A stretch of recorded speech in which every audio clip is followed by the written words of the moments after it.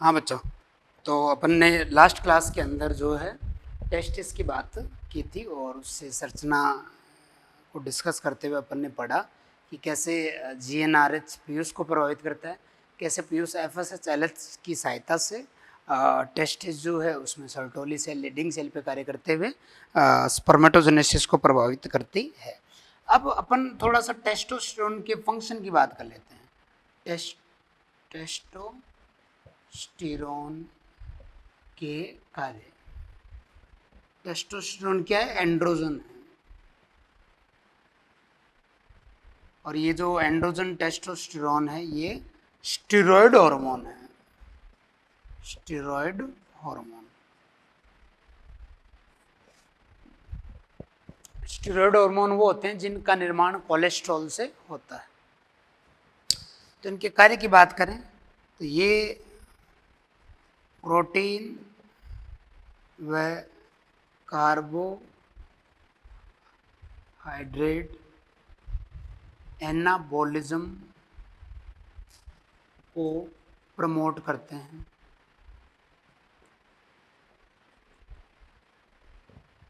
उनके निर्माण को प्रेरित करते हैं। नर के सेकेंडरी सेक्सुअल लक्षणों को नियंत्रित करते हैं।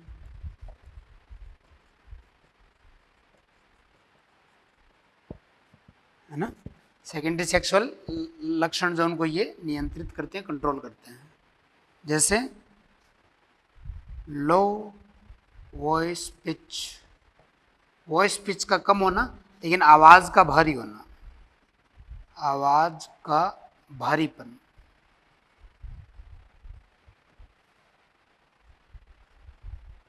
दाढ़ी मूछ, स्पर्मेटोजेनेसिस,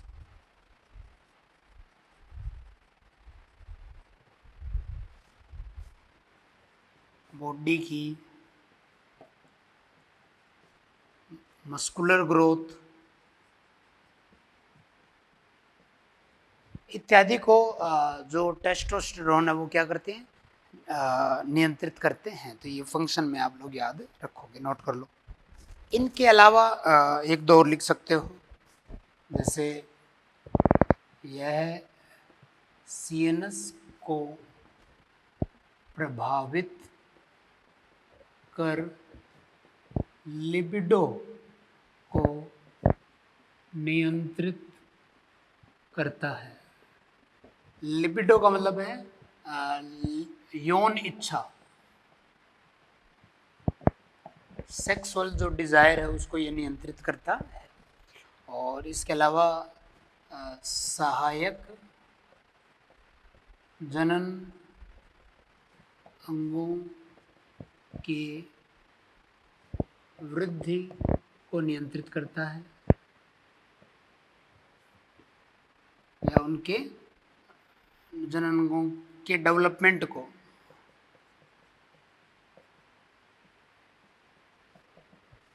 नियंत्रित करता है। भाई प्राथमिक जनन अंग टेस्टिस है। इसके अलावा सहायक जनन अंग जो है वो अपन पढ़ेंगे रिप्रोडक्शन के अंदर। आप लोगों ने शुरुआत की क्लास में पढ़ा भी होगा, जैसे ग्रंथियां हैं, नलिकाएं हैं, सिसन है, उन सब की ग्रोथ को भी ये प्रमोट करता है। तो ये बात हो गई टेस्टोस्टेरोन के फंक्शन पे।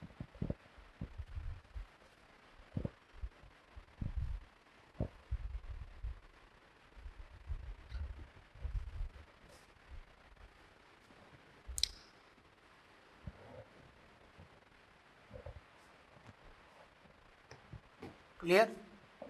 अब अपन बात करते हैं ओवरी की। ओवरी अंडाशय। जैसे नर के अंदर प्राथमिक जनन अंग वृषण है, वैसे ही मादा के अंदर जो प्राथमिक जनन अंग है वो ओवरी है। तो एक जोड़ी है,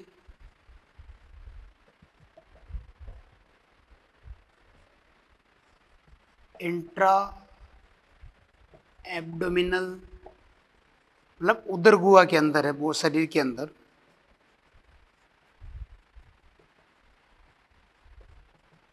क्योंकि जो टेस्टिस है वो शरीर के बाहर होते हैं, क्योंकि बाहर का जो तापमान है वृषण कोश का वो 2 से 3 डिग्री कम होता है शरीर के, और शरीर का जो 37 डिग्री टेम्परेचर है उस पर शुक्र जनन की प्रक्रिया संपादित नहीं हो पाती है।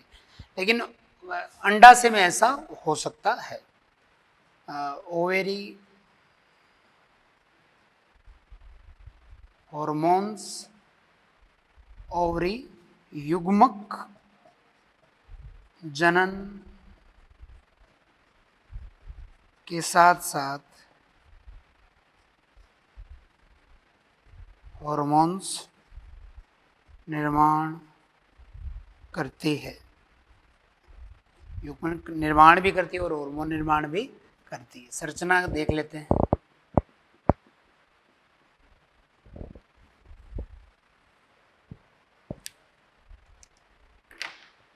तो जैसे ये ओवरी का एक काट हमें नजर आ रहा है,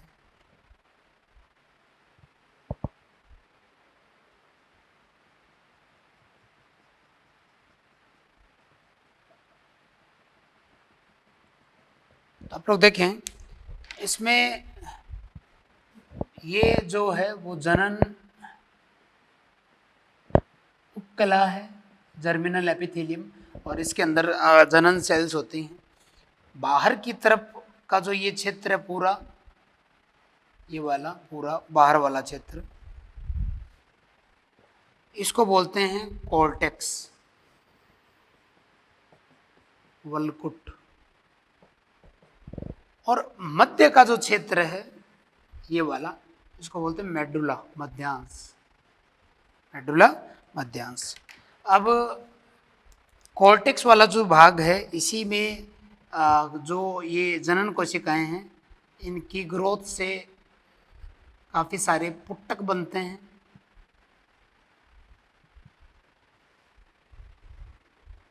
तो ये जो फॉलिकल्स या पुट्टक हैं एक्चुअल में इसी में मादा युग्मक का निर्माण होता है। तो वलकुट वाले भाग के अंदर ये जो पुट्टक हैं, फॉलिकल,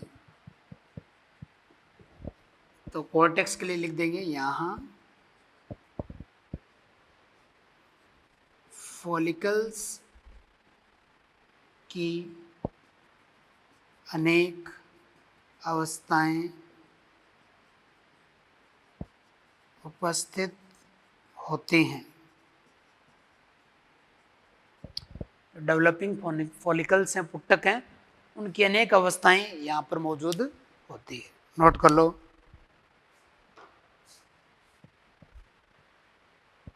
ठीक है।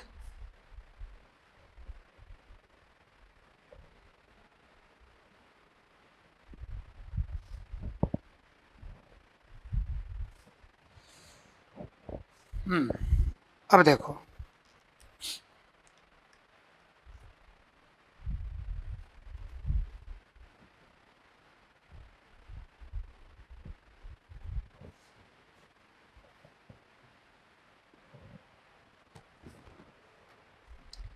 जो महिला है उसमें हाइपोथैलेमस की अगर बात करें तो पुरुष के समान वो हाइपोथैलेमस भी क्या रिलीज करता है महिला में, GnRH, और ये कार्य करता है किस पे, पार्स डिस्टेलिस पे, पीयूष ग्रंथि वाला,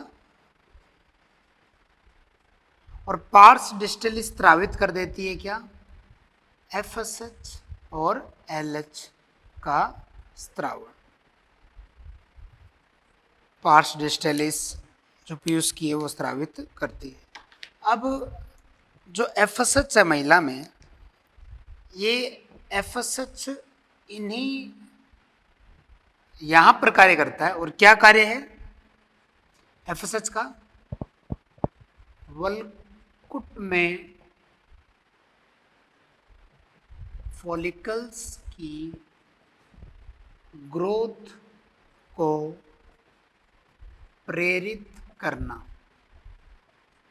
ये जो FSH है ये इन पुट्टकों के अंदर इन पुट्टकों की ग्रोथ को प्रेरित करता है, इसीलिए इसको क्या बोलते हैं, पुट्टक प्रेरक हार्मोन।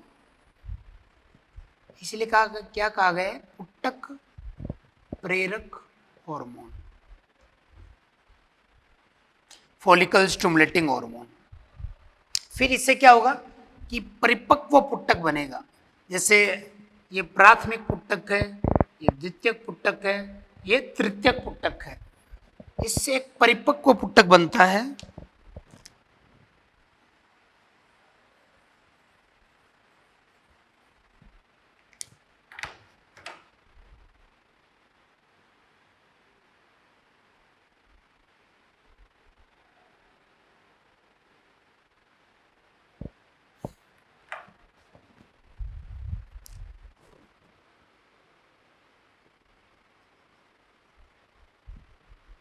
इसको बोल देंगे परिपक्व पुट्टक। 12th वाले पोर्शन में इसकी डिटेल से बात करेंगे। इसी का नाम है ग्राफियन पुट्टक। ग्राफियन पुट्टक। तो होता क्या है कि सबसे पहले एफएसएच जो है वो स्रावित होता है महिला के अंदर, जिससे ओवरी के वलकुट के अंदर ये पुट्टकों का निर्माण होता है। ये पुट्टक जो हैं इनकी वॉल से एस्ट्रोजन का स्त्रावण होता है। जब सबसे पहले एफएसएच का स्त्रावण होगा तो उससे पुट्टक बनेंगे, और इन्हीं पुट्टकों की वॉल से 2 नंबर पे किसका स्त्रावण होगा? एस्ट्रोजन का। इससे क्या होगा कि वो जो एस्ट्रोजन है ये एलएच के स्त्रावण को बढ़ाएगा। एस्ट्रोजन द्वारा एलएच स्त्रावण को बढ़ाना, क्योंकि ये पॉजिटिव फीडबैक देगा। इस बार नीट के का ये क्वेश्चन भी था कि ओवुलेशन को कौन सा हार्मोन प्रेरित करता है। तो वैसे तो आंसर है कि एलएच का जो स्तर है वो एलएच ओवुलेशन को प्रेरित करता है, लेकिन उसमें था एलएच का कम स्तर, तो वो तो गलत हो गया। एलएच का ज़्यादा स्तर करता है, लेकिन एलएच के स्त्रावण को प्रेरित कौन करता है? एस्ट्रोजन, जो एफएसएच की वजह से बने पुट्टकों की भित्ति से निकलता है। तो ये एस्ट्रोजन एलएच को स्रावित करने में मदद करेगा, जिससे एलएच का स्त्रावण होगा और ये आकर के यहाँ वर्क करेगा। और यहाँ पे अपन लिखेंगे एलएच द्वारा ग्राफियन पुट्टक से ओवुलेशन क्रिया द्वारा अंडे को मुक्त करवाना। अंडे को मुक्त कराना। तो एलएच जो है वो ओवुलेशन को प्रमोट करेगा, और इससे फिर होगा क्या कि जो ये कॉर्पस ल्यूटियम है, इससे ओवुलेशन की प्रक्रिया द्वारा ये जो एग है वो मुक्त हो जाएगा।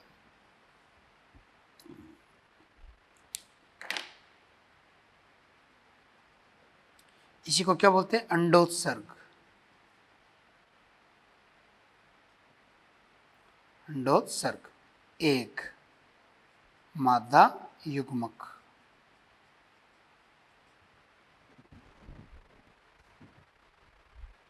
इसी को क्या बोलेंगे? अंडोत्सर्ग के थ्रू जो निकला मादा युग्मक। अब इस पुट्टक का जो भाग पीछे बच गया है, इस पर भी एलएच का प्रभाव पड़ता है,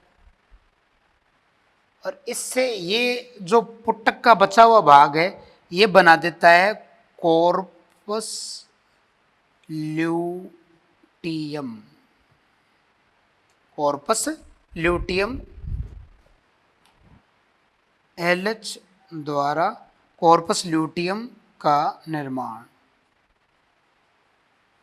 कॉर्पस ल्यूटियम को बोलते हैं पीत पिंड। क्या बोलते हैं? पीत पिंड। और यही जो कॉर्पस ल्यूटियम है, ये जो कॉर्पस ल्यूटियम है पीत पिंड द्वारा प्रोजेस्टेरोन व कुछ एस्ट्रोजन का स्त्रावण। तो आप लोग देखें, सबसे पहले एक मादा के अंदर हम लोग पढ़ेंगे आगे, एक रज चक्र होता है जो हर महीने आता है। और उसके कुछ फेज हैं, जैसे पहली फेज को मेंस्ट्रुअल फेज बोलते हैं, वो 3-4 दिन का होता है, उसमें खून शरीर से बाहर निकलता है। फिर दूसरी फेज होती है फॉलिकुलर फेज। उस फॉलिकुलर फेज में माता के अंडाशय में ये फॉलिकल बनते हैं, तो उस दौरान एफएसएच का लेवल बढ़ता है, उसकी वजह से फॉलिकल जो बनते हैं। तो सबसे पहले एफएसएच का लेवल बढ़ा तो फॉलिकल निर्माण हुआ, तो फॉलिकल की भित्ति से एस्ट्रोजन बना। इस एस्ट्रोजन ने फिर किसको स्रावित कराया, एलएच को। तो 3 नंबर पे किसका स्त्रावण होता है, एलएच का। एलएच के स्त्रावण से जो है वो ओवुलेशन हुआ, ओवुलेशन से एग मुक्त हो गया और कोर बचा हुआ जो फॉलिकल था उसने क्या बना दिया, पीतपिंड। इस पीतपिंड ने फिर किसका स्त्रावण किया, प्रोजेस्ट्रॉन का। तो 4 नंबर पे हम लोग बात करेंगे किसका स्त्रावण है, प्रोजेस्ट्रॉन का। और कुछ एस्ट्रोजन का। एक्सट्रोजन का स्त्रावण 2 बार होता है, ओवुलेशन के पहले भी और ओवुलेशन के बाद भी।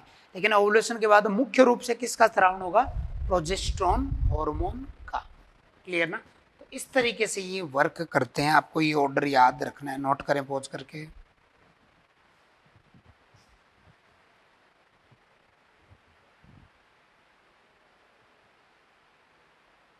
तो एक बार दोबारा सुन लें कि इसके प्रभाव से पास्ट डिस्टेलिस ने एफएसएच को स्रावित किया। हालांकि एफएसएच जो था वो सबसे पहले स्रावित होकर के अंडाशय के वलकुट के अंदर फॉलिकल निर्माण को प्रेरित करेगा। इस दौरान फॉलिकल की भित्ति से एस्ट्रोजन स्रावित होगा। ये एस्ट्रोजन अभी बात करेंगे मादा के द्वितीयक लैंगिक लक्षणों को नियंत्रित करता है। साथ ही उस एस्ट्रोजन से एलएच के स्रावण को और बढ़ाया जाएगा, जिससे एलएच जो है परिपक्व पुट्टक को तोड़ेगा, जिससे अंडोत्सर्ग की प्रक्रिया से उसके अंदर मौजूद अंडा बाहर आ जाएगा। ये फेलोपियन ट्यूब में चला जाएगा निषेचन के लिए, और बचा हुआ फॉलिकल का हिस्सा अंडाशय में एलएच के प्रभाव से ही पीतपिंड में बदल जाएगा। पीतपिंड एक अस्थायी ग्रंथि है, एंडोक्राइन अस्थायी ग्रंथि है, जो मुख्य रूप से प्रोजेस्टेरोन और कुछ एस्ट्रोजन को स्रावित करती है। ठीक है, नोट कर लिया होगा। रब कर दूं।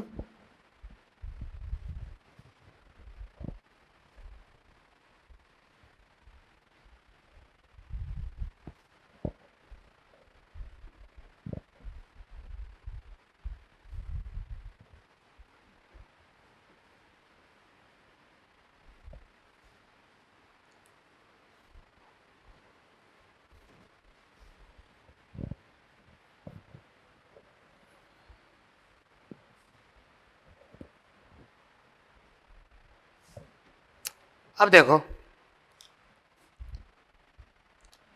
कि सबसे पहले एफएसएच स्त्रावण, फर्स्ट एफएसएच का स्त्रावण हुआ मादा में, फिर सेकंड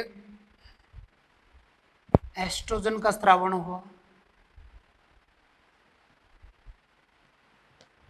फिर थर्ड एलएच का स्त्रावण हुआ, फिर फोर्थ प्रोजेस्टेरोन व एस्ट्रोजन का स्त्रावण। तो इसके लिए नोट में लिख लेंगे आप लोग, मेंस्ट्रुअल साइकिल दौरान, मेंस्ट्रुअल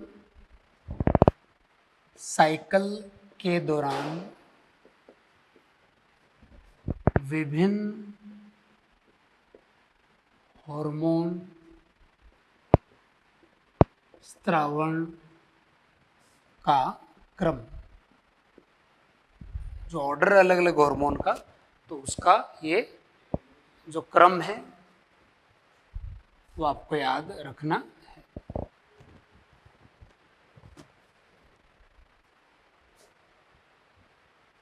तो सबसे पहले एफएसएच, उसके प्रभाव से एस्ट्रोजन स्रावित हुआ, एस्ट्रोजन के प्रभाव से एलएच का स्त्रावण हुआ, और उस एलएच की वजह से पीतपिंड ने प्रोजेस्टेरोन एस्ट्रोजन को स्रावित किया।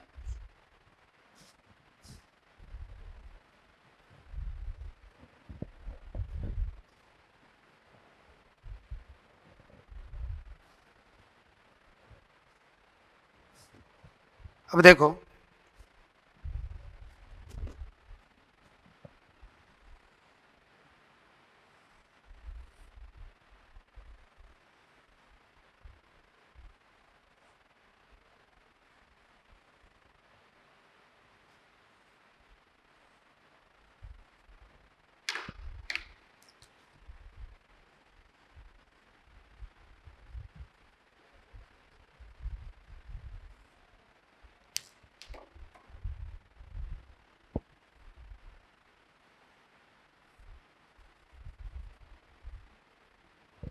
देखो बेटा, हालांकि अपन 12th के पोर्शन में ये सब पढ़ेंगे, फिर भी थोड़ा सा पुरानी 10th की बातें आपको याद हैं। आप लोगों ने मादा जनन तंत्र के बारे में पढ़ा है। ये जो है वो क्या है, गर्भाशय, इसको बोलते हैं अंडवाहिनी नलिका।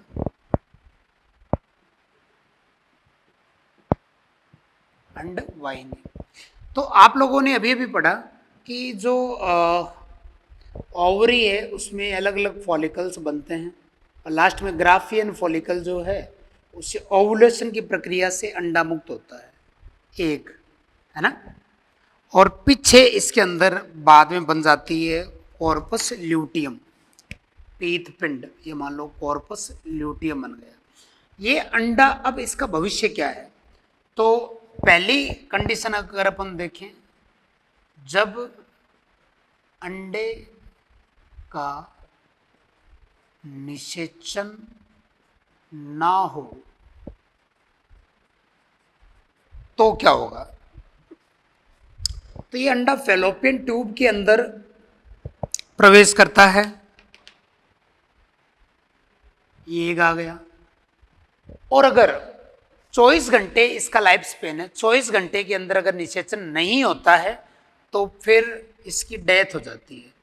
24 घंटे, यहाँ पे लिख देता हूँ, 24 घंटे बाद एग की मृत्यु, जिससे वो जो फ्लूइड है वो रज चक्र के रूप में, जो भी नेक्स्ट रज चक्र आएगा वो शरीर के बाहर निकल जाता है। एग फ्लूइड के रूप में नेक्स्ट मेंस्ट्रुअल साइकिल के दौरान बाहर निकल जाता है। क्लियर ना। अब होगा क्या कि सबसे पहले जो एफएसएस स्रावित हुआ उससे जो एस्ट्रोजन स्रावित हुआ, है ना, उस एस्ट्रोजन ने किसको स्रावित किया, एलएच को। और एलएच जो था उसने ओवुलेशन को प्रमोट किया, साथ ही उसने कॉर्पस ल्यूटियम बनाया। कॉर्पस ल्यूटियम, ये कॉर्पस ल्यूटियम जो है वो मुख्य रूप से प्रोजेस्टेरोन बनाएगा और कुछ मात्रा में क्या बनाएगा, एस्ट्रोजन। एस्ट्रोजन कम है, प्रोजेस्टेरोन ज्यादा है। अब होगा क्या कि रज चक्र के 14वें दिन के आसपास जब ओवुलेशन होगा, तो ओवुलेशन के बाद में अंडा तो आ गया फैलोपियन ट्यूब में, और एलएच की वजह से जो है पीतपिंड बना। अब इस पीतपिंड ने क्या बनाया, प्रोजेस्टेरोन। ये प्रोजेस्टेरोन गर्भाशय का ये आस्तर होता है, इसको बोलते हैं एंडोमेट्रियम। इसको बनाए रखता है पूरे लगभग 26-27 दिन तक। तो ये प्रोजेस्टेरोन जो है गर्भाशय के एंडोमेट्रियम को मेंटेन करता है, मेंटेन करता है। लेकिन ये जो कॉर्पस ल्यूटियम है ये मेंस्ट्रुअल साइकिल के 28वें दिन तक निष्क्रिय होकर कॉर्पस एल्बिकेंस बनाता है, और इससे फिर प्रोजेस्टेरोन का स्तर गिर जाता है। और जैसे प्रोजेस्टेरोन का स्तर गिरता है ये जो स्तर है वो टूट जाता है और रक्त के रूप में शरीर के बाहर इसका स्रावण होना शुरू हो जाता है, और अगला जो पीरियड है वो स्टार्ट हो जाता है। ये तब होता है जब महिला के अंदर अंडे का निषेचन न हो, समझे ना। और एलएच का स्तर भी, क्योंकि जैसे जैसे 28वां दिन आता है तो एलएच का स्तर भी गिरने लगता है। और आपको पता है कि एलएच ही कॉर्पस ल्यूटियम को बनाता भी और उसको मेंटेन भी कराता है। तो एलएच अगर नहीं होगा तो कॉर्पस ल्यूटियम 28वें दिन के आसपास कॉर्पस एल्बिकेंस में चेंज हो जाती है, और इससे प्रोजेस्टेरोन का स्तर गिर जाता है और प्रोजेस्टेरोन के स्तर के गिरते ही अगली माहवारी जो है वो शुरू हो जाती है। क्लियर ना? तो ये पहली कंडीशन हो गई। सेकेंड कंडीशन की बात करते हैं, उससे पहले आप लोग ये नोट करो पॉज करके। प्रोजेस्टेरोन का स्तर गिर जाता है और इसका परिणाम थोड़ा इधर लिख देता हूं मैं, रिजल्ट क्या होगा, अगला मतलब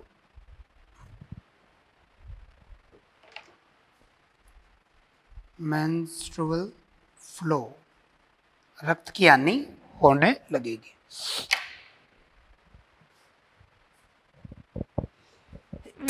सॉरी। सेकंड, जब अंडे का निषेचन हो जाता है, जब एग फर्टिलाइज हो जाता है तब क्या होता है, देखो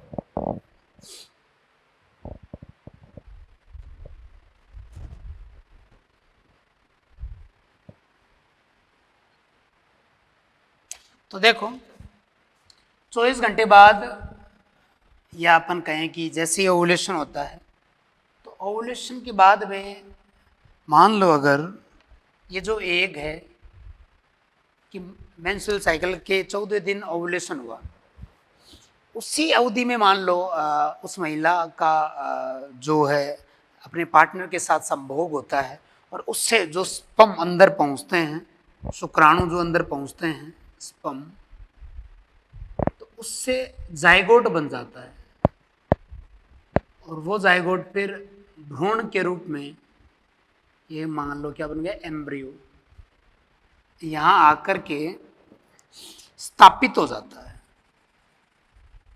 तो यहां पे मैंने लिख दिया एम्ब्रियो का गर्भाशय में आरोपण, गर्भाशय में एम्ब्रियो का गर्भाशय में आरोपण, ठीक है, इम्प्लांटेशन हो गया। और जैसे ही आरोपण हो जाता है तो क्या आ जाएगी, अब क्या शुरू हो जाएगी, प्रेगनेंसी की शुरुआत। जब भी किसी महिला में निषेचन होता है तो प्रेगनेंसी शुरू नहीं होती है।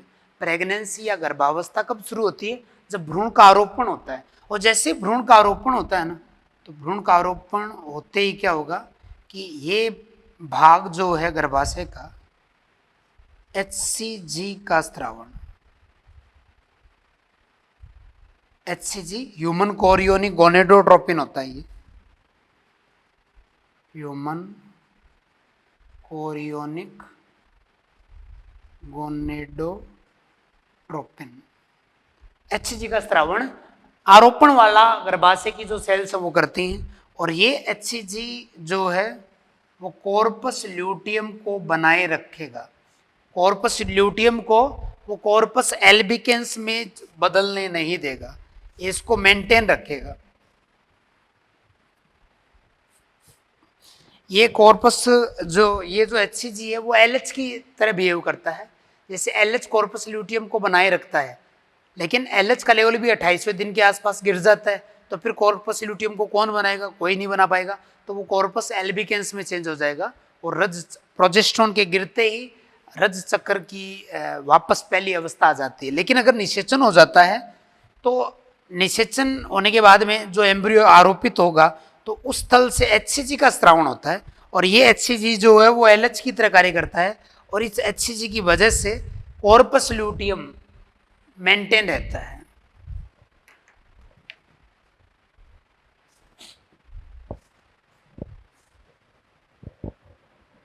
यहां पे लिख देता हूं मैं,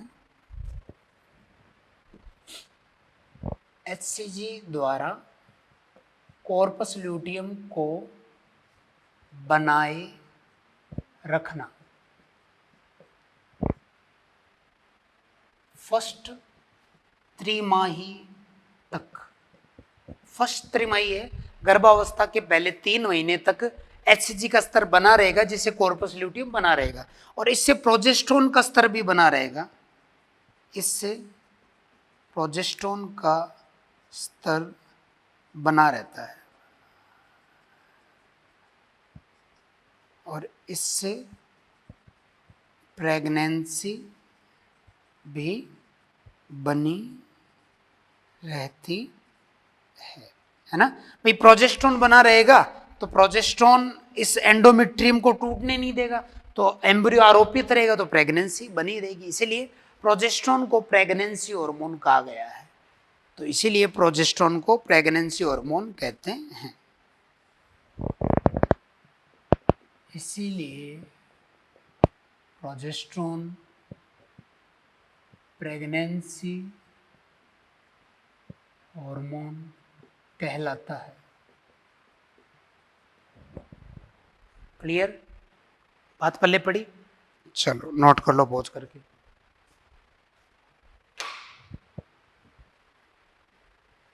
तो इस तरीके से मेंस्ट्रुअल साइकिल से रिलेट करके हम लोगों ने इसको यहाँ पे डिस्कस किया है। ये चीज़ हम लोग आगे दोबारा पढ़ेंगे, आपको टेंशन लेने की जरूरत नहीं है। 12th का पोर्शन में जो ह्यूमन रिप्रोडक्टिव सिस्टम का चैप्टर आएगा वहाँ ये डिटेल से डिस्कस करेंगे। अभी थोड़ा सा बेसिक हम लोगों ने यहाँ पे डिस्कस किया है 11th की NCERT में इस टॉपिक के अकॉर्डिंग। ठीक है?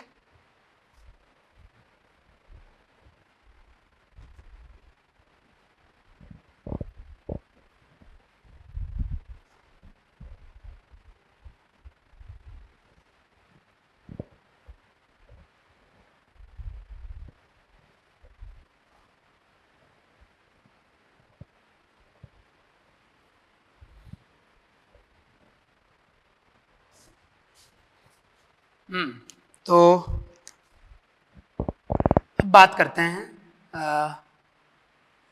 प्रोजेस्टेरोन व एस्ट्रोजन के कार्य, है ना, जो अभी अभी मैंने आपको समझाया। तो देखें, एस्ट्रोजन मादा के सेकेंडरी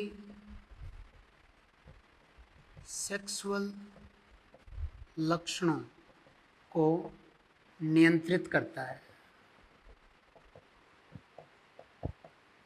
ना। जैसे स्तनों का विकास है, मादा की लो पिच है ना, सॉरी मादा की हाई वॉइस पिच है, विशिष्ट स्थानों पे बालों का आना, हिप वाले क्षेत्र में वसा का जमाव, ये सब मादा के द्वितीयक लैंगिक लक्षण है, उसको एस्ट्रोजन प्रभावित करता है। एस्ट्रोजन LH के स्त्रावण को प्रेरित करके ओवुलेशन में भी मदद करता है ना। ये नीट 2020 का क्वेश्चन है।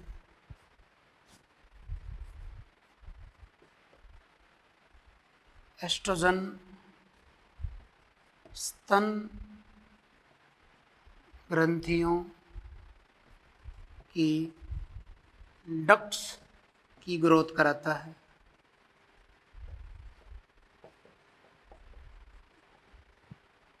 फिर प्रोजेस्टेरोन प्रेगनेंसी को बनाए रखता है, इसलिए इसको क्या बोलते हैं? Pregnancy hormone. प्रोजेस्टेरोन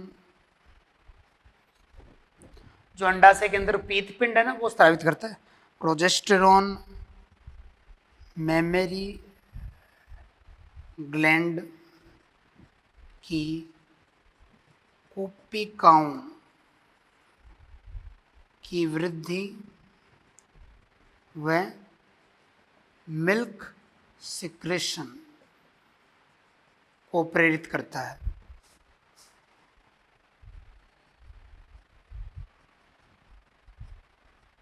ठीक है, नोट करें। तो ये प्रोजेस्टेरोन एस्ट्रोजन जो हैं मादा के अंदर, उनके फंक्शन हो गए।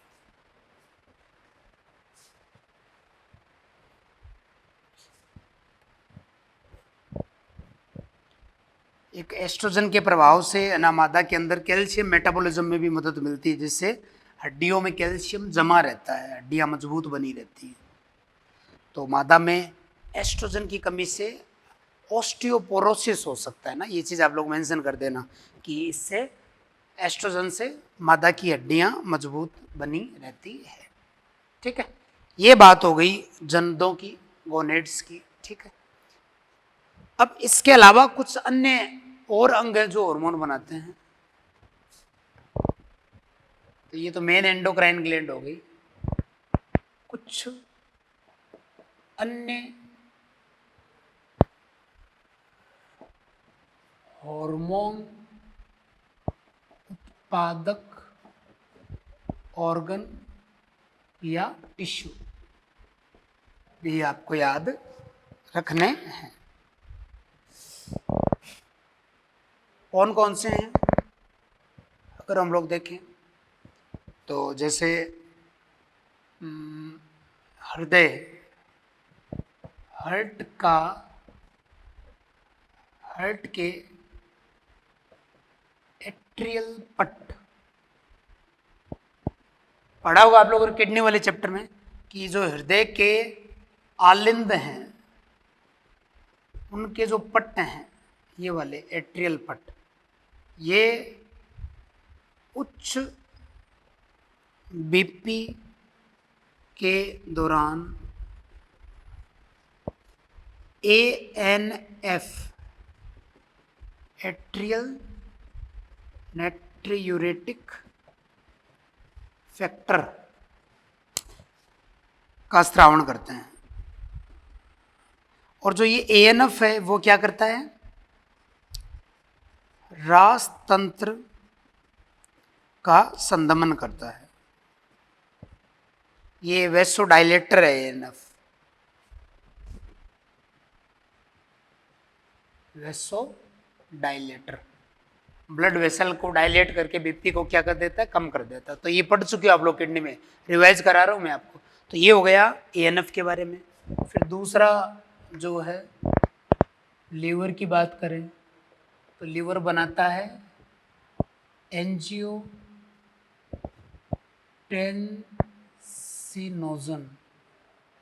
का निर्माण, है ना। और आपको पता है एंजियोटेंसिनोजन जो है वो रास सिस्टम को एक्टिवेट करने में हेल्प करता है ना। एंजियोटेंसिन किडनी के अंदर एंजियोटेंसिनोजन, एंजियोटेंसिन फर्स्ट में फिर सेकंड में कन्वर्ट होता है। फिर किडनी की बात करें तो किडनी क्या क्या बनाती है, रेनिन, और रेनिन क्या है, रास तंत्र का घटक है।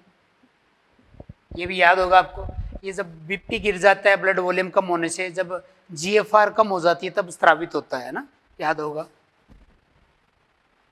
इसके अलावा जो किडनी है उसके अंदर जो जी सेल्स हैं उनके द्वारा इरिथ्रोपोइटिन का स्त्रावण होता है। इरिथ्रोपोइटिन जो है वो RBC निर्माण को प्रेरित करता है। तो ये बात होगी इरिथ्रोपोइटिन के लिए। ठीक है, नोट करो पॉज करके।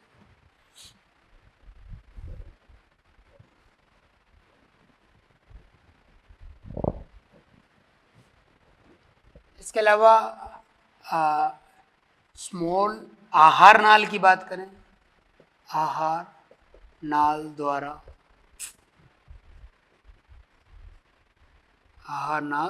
है ना, तो उसमें जैसे स्मॉल इंटेस्टाइन है,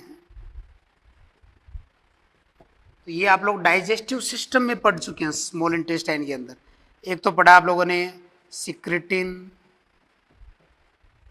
ना, जो छोटी आंत्र ड्यूडेनम से स्रावित होता है, और ये अग्नाशय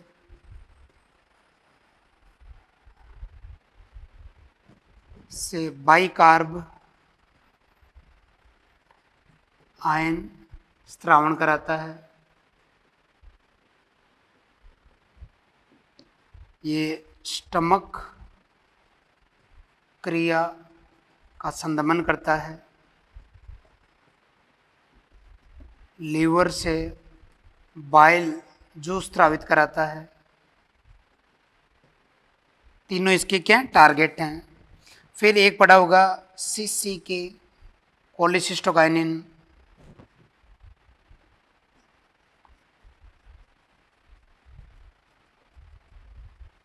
ये जो है पेनक्रिएटिक जूस स्त्रावण व गॉल ब्लैडर से बाइल स्त्रावण को प्रमोट करता है ना, नोट कर लो। आहार नाल वाले हैं ये सारे, ये सब चीजें आप लोग पढ़ चुके हो, ये मैं रिवाइज करा रहा हूं आपको, पहली बार नहीं पढ़ रहे हो आप लोग। तो जब भी आप लोग एंडोक्राइन वाला पेपर दो तो आप लोग पीछे से जो ये पढ़ा हुआ है उसको रिवाइज कर लेना। एक पढ़ा होगा गैस्ट्रिन,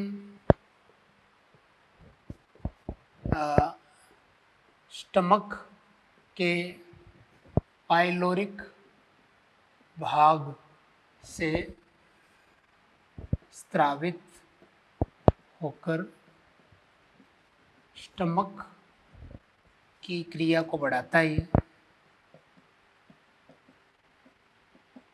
ना। पाइलोरिक भाग से स्त्रावित होता है, स्टमक पे ही कार्य करके उसकी एक्टिविटी को इंक्रीज कर देता है।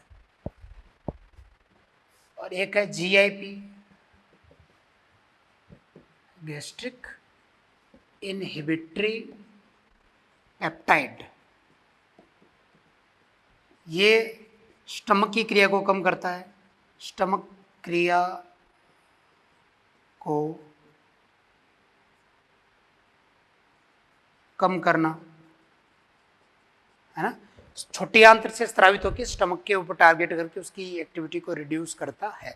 तो ये कुछ हार्मोन हैं जो एंडोक्राइन ग्लैंड के अलावा बॉडी के जो दूसरी डिफ्यूज्ड सेल है, बिखरी हुई सेल्स हैं अलग अलग अंगों में, वो स्त्रावित करती है। ये भी आपको याद रखने हैं, ये फिजियोलॉजी में पीछे पढ़ चुके हो, वहाँ का थोड़ा सा मैंने रिवाइज कराया आपको, तो ये इनकी डिटेल आपको पीछे लिखवा रखी है, फिर भी थोड़ा थोड़ा मैंने यहाँ पे लिखा है, तो आपको ये भी याद रखना है जब भी इस चैप्टर का पेपर हो। ठीक है, नोट करो पॉज करके।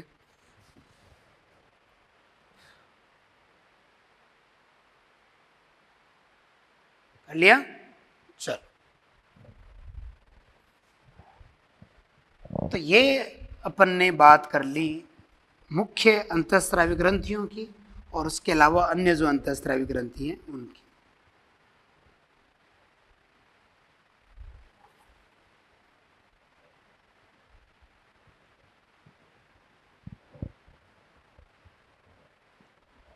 ठीक है, अब हॉर्मोन्स की जो प्रकृति है उसके बेसिस पर हार्मोन के टाइप हैं वो पढ़ने हैं, हार्मोन की मैकेनिज्म जो है वो पढ़नी है। तो ये लास्ट है जो अपन अगली क्लास के अंदर आराम से बात करेंगे अपनी लास्ट क्लास में। आज के लिए इतना काफ़ी है, आप लोग बढ़िया रिवाइज करो और एनसीईआरटी पढ़ो, आज जो पढ़ाया। ठीक है, पढ़ के क्वेश्चन भी लगा लेना भाई, ठीक है ना। जो भी डाउट हो वो आपको डाउट काउंटर बता रखा है, उस पर आप लोग डाउट सेंड कर देना। बाकी जितना मैंने कहा बताया है वो आप उतना गौर से सुन के समझ के एनसीईआरटी पढ़ के क्वेश्चन लगाओ, उससे बाहर कुछ नहीं जाना है। ठीक है, मिलते हैं अगली क्लास में।